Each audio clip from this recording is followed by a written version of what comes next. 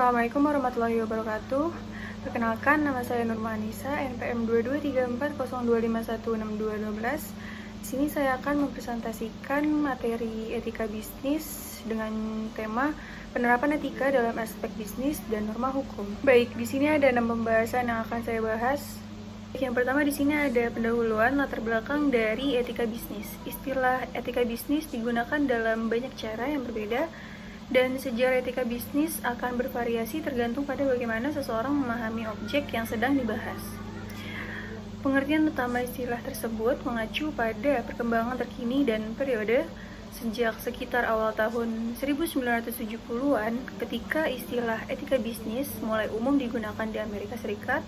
Asal-usulnya dalam pengertian ini ditemukan di akademi, dalam tulisan dan pertemuan akademis, dan dalam perkembangan bidang pengajaran, penelitian, dan publikasi akademis. Baik, selanjutnya di sini ada pengertian etika bisnis. Apa sih etika bisnis itu? Etika bisnis itu merupakan hal yang berkaitan dengan penerapan norma di perusahaan. Bagi para pelaku usaha, etika bisnis adalah suatu hal yang perlu dipahami dan diterapkan demi kemajuan perusahaan. Karena etika bisnis dapat mencerminkan suatu perusahaan di mata publik dan memiliki dampak yang krusial pada keberlangsungan usaha. Apabila etika bisnis diterapkan dengan baik, maka perusahaan akan berpotensi mengalami peningkatan penjualan. Tujuan dari etika bisnis ada 4 tujuan, yaitu yang pertama, mengidentifikasi peluang pasar. Salah satu tujuan utama marketing research ini yaitu untuk mengidentifikasi peluang yang ada di pasar. Misalnya, ketika sebuah perusahaan menemukan segmen pasar yang belum dilayani dengan baik, mereka bisa memanfaatkan kesempatan ini untuk meluncurkan produk atau layanan baru yang memenuhi kebutuhan tersebut. Lalu yang kedua ada memahami perilaku konsumen. Setiap konsumen itu memiliki pola pikir dan perilaku yang berbeda-beda. Melalui marketing research, perusahaan dapat memahami bagaimana konsumen berpikir, apa yang memotivasi mereka untuk membeli produk tertentu, dan faktor-faktor apa yang mempengaruhi keputusan pembelian mereka. Lanjut, yang ketiga ada mengurangi risiko. Keputusan bisnis selalu melibatkan risiko, tetapi marketing research dapat membantu menguranginya. Misalnya, sebelum meluncurkan produk baru, perusahaan dapat melakukan riset pasar untuk mengukur potensi permintaan, menilai persaingan, dan memahami preferensi konsumen. Dan yang terakhir itu ada memantau persaingan.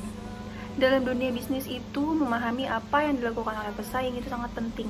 Marketing research dapat membantu perusahaan mengidentifikasi siapa pesaing utama mereka, produk apa yang mereka tawarkan, dan strategi apa yang mereka gunakan. Selanjutnya di sini ada hubungan etika dan norma hukum.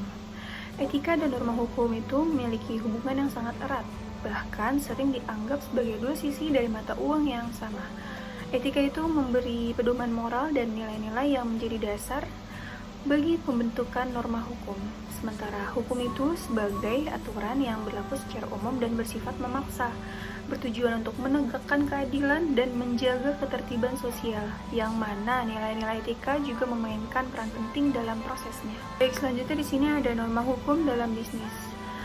Ada 4 contoh norma hukum dalam bisnis, yaitu antara lain yang pertama, hak kekayaan intelektual atau HAKI. Ini itu pelindungan hak cipta, merek dagang, dan paten untuk melindungi inovasi dan kekayaan. Lalu yang kedua, ada perlindungan konsumen, yaitu aturan-aturan yang melindungi hak konsumen, seperti UU Perlindungan Konsumen. Dan yang terakhir ada peraturan ketenagakerjaan, yaitu aturan yang mengatur hubungan kerja antara perusahaan dan karyawan. Lanjut, yang terakhir di sini ada kasus pelanggaran etika bisnis. Latar belakang dari PT Sariwangi itu, Sariwangi adalah merek teh legendaris di Indonesia yang sudah dikenal sejak lama.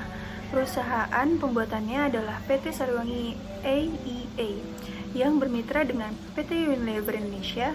Meskipun merek Sariwangi dipegang Unilever, produksi teh masih dilakukan oleh PT Sariwangi AEI.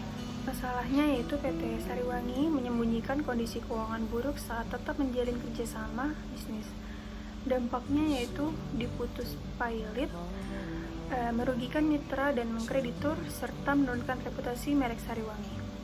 Lalu pelanggaran etikanya yaitu tidak transparan, manipulasi informasi keuangan, dan tidak bertanggung jawab kepada mitra.